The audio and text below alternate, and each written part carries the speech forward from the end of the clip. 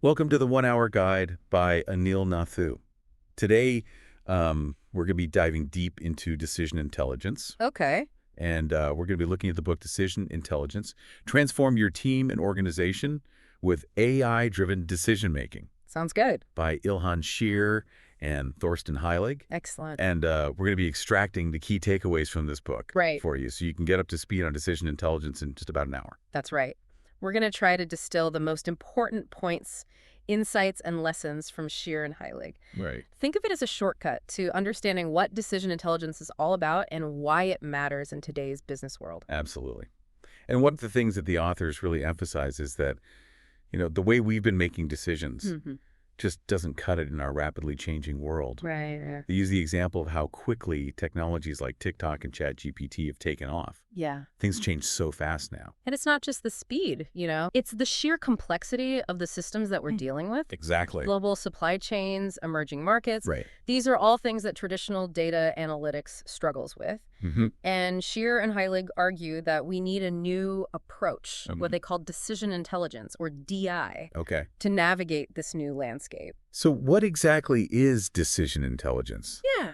Is it just a fancy new buzzword? It's much more than that. Okay. Think of DI as a system for making better decisions. Yeah. For combining data, AI, and human judgment. Right. It's about taking all that raw data that we have and turning it into actionable insights.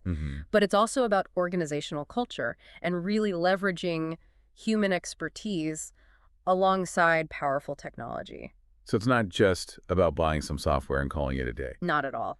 The authors are very clear that DI is a cultural shift. Okay. It's about creating an environment where data is valued, teams are collaborating, Right. and people feel safe experimenting and learning from their mistakes. They even use the term decision intelligence organization to describe this new way of working.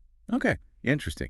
So they break down building this decision intelligence organization with what they call the 4 Rs. Yeah. The first one is readiness, which seems to be about assessing where your organization currently stands in terms of data and technology. Oh, right. Sort of like taking inventory before you start cooking, right? That's a great analogy. Yeah. It's about making sure you have the right ingredients and tools before you dive in. Makes sense.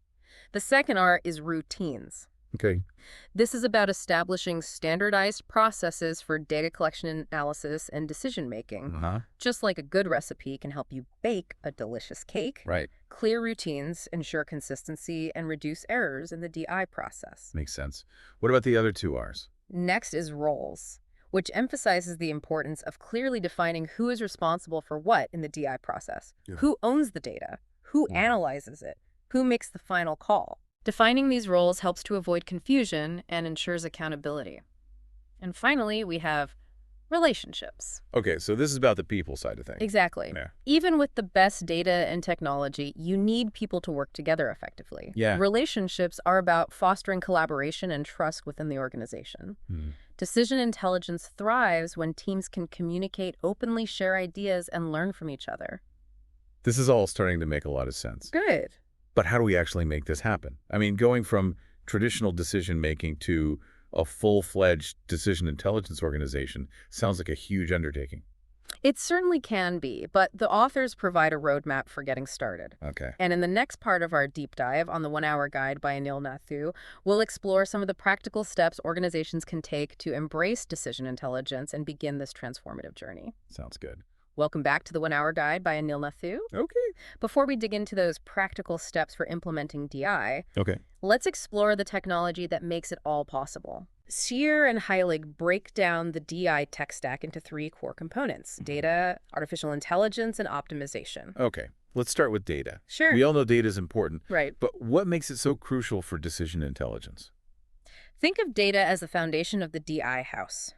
You need good, solid data to build anything worthwhile. Okay. In DI, we're talking about all kinds of data sales figures, customer feedback, market trends, social media activity. The more diverse the data, the richer the insights. That sounds like a lot to manage. It is. How do you even make sense of such a massive amount of information? That's where the second component comes in. Artificial intelligence. AI is the engine that powers decision intelligence. Right. It can analyze those vast amounts of data, Right. identifying patterns and making predictions that would be impossible for humans to do on their own. So AI helps us find the signal in all the noise. Exactly. Machine learning algorithms can analyze historical data to forecast future trends. The natural language processing can help us understand the sentiment behind customer feedback. Okay. And there are even AI tools that can help us visualize complex data sets to make them easier to understand. So we've got the data, we're using AI to analyze it. Right. What's the final piece of the puzzle? Optimization. This is where we take those AI-powered insights and use them to make the best possible decisions. Well, Optimization algorithms help us allocate resources effectively, streamline logistics, and even personalize customer experiences, right. all in a way that gets us closer to our goals. So it's about using data and AI to make smarter choices across the board. Precisely. And Scheer and Heilig provide several real-world examples of companies already using DI to great effect. Oh, cool. In logistics, for instance, Like? companies are using DI to optimize delivery routes, predict and mitigate supply chain disruptions, and make their warehouse operations more efficient. It seems like logistics would benefit greatly from that kind of predictive power, Yeah, given how much relies on timing and smooth operations. absolutely. What other industries are highlighted in the book? Retail is another big one. Companies like Amazon are using DI to personalize shopping recommendations and predict which products will be most popular, Okay. essentially creating a virtual personal shopper for every customer. That level of personalization is incredible. It is. It makes total sense that retailers would be at the forefront of this technology. Right. Are there any examples of DI being applied in marketing? Absolutely. DI is changing the game for marketers by allowing them to segment customers more effectively, target specific groups with highly personalized messaging, Okay. and even predict the success of marketing campaigns before they launch. Wow. This moves marketing away from guesswork and toward a data-driven approach, which can lead to much better results.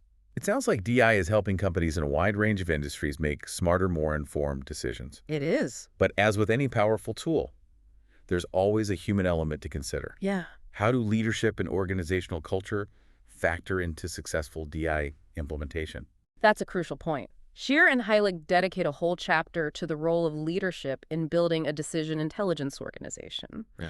They argue that leading a DI organization requires a different set of skills and a different mindset than traditional leadership models. What are some of the key qualities that make a DI leader successful? Trust, courage, transparency, and a willingness to experiment are all emphasized in the book. Okay. DI leaders need to foster a culture where people feel comfortable speaking up, Right. sharing ideas, taking risks, Uh-huh. and even failing occasionally. Interesting. It's about creating a safe space for learning and innovation. So it's about embracing that experimental mindset where failure isn't seen as a setback, Right. but as a valuable learning opportunity. Exactly. DI leaders need to encourage curiosity and a data-driven approach to continuous improvement.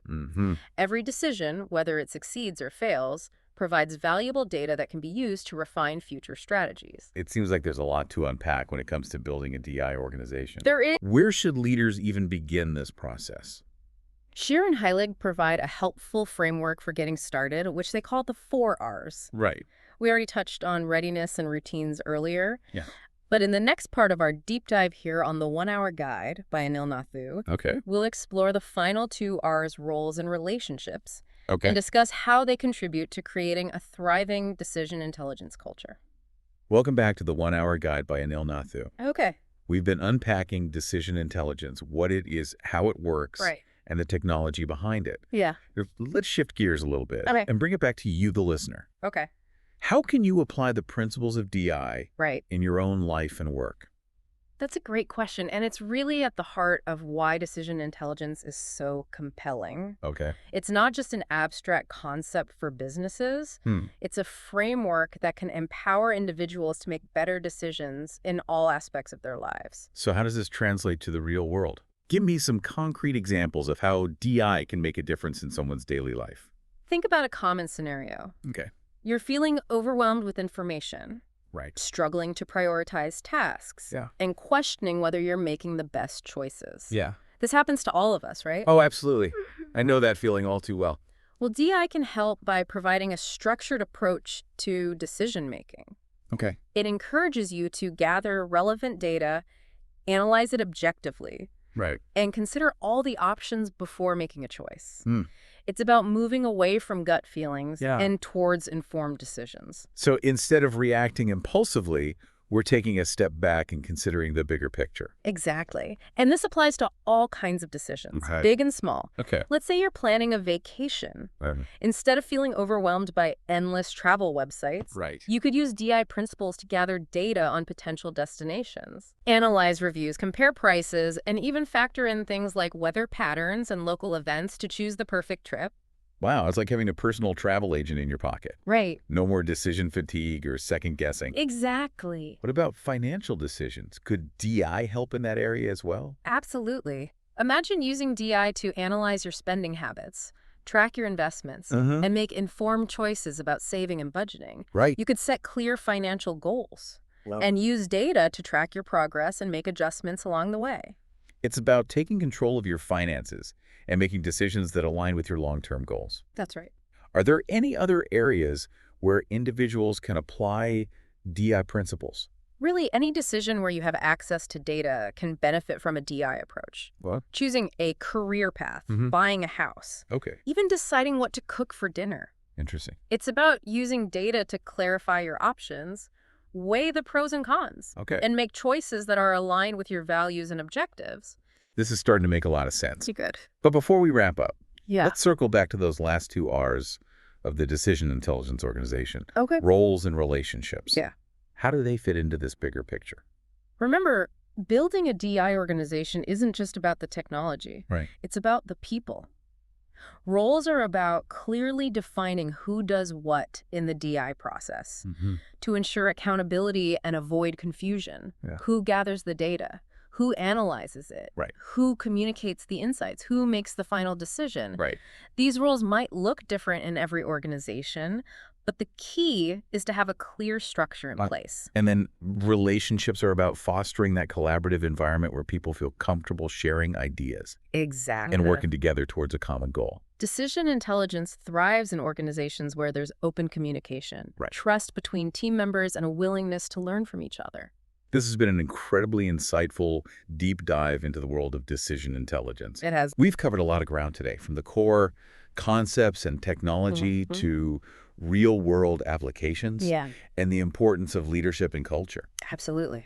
If we had to leave you with one key takeaway from decision intelligence, transform your team and organization with AI-driven decision-making by Ilhan Scheer and Thorsten Heilig. Okay. It's this. Decision intelligence is more than just a buzzword. It's a powerful framework for making better decisions in every aspect of life. I agree. So what resonated with you during our discussion? Yeah.